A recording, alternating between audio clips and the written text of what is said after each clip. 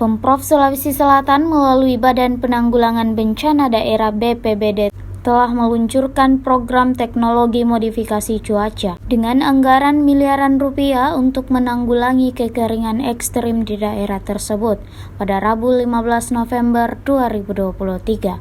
BPBD Sulawesi Selatan menjalankan proyek TMC ini bekerja sama dengan Mabes TNI, BRIN, dan BMKG.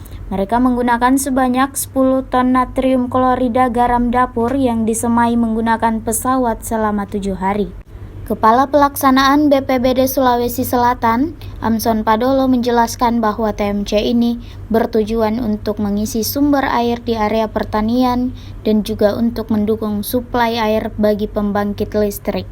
Titik penyamaian dilakukan di Kabupaten Maros, Goa, Pangkep, Jeneponto, Bulukumba, dan Kota Parepare.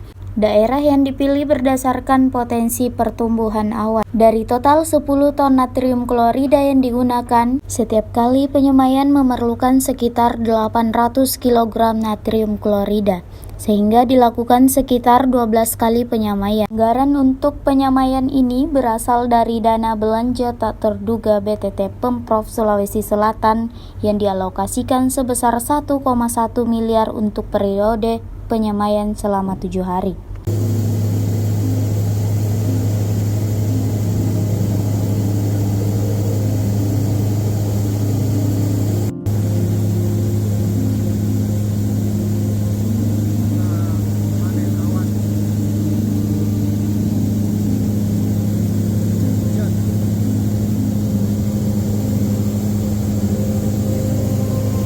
Download Tribun X sekarang, menghadirkan lokal menjadi Indonesia.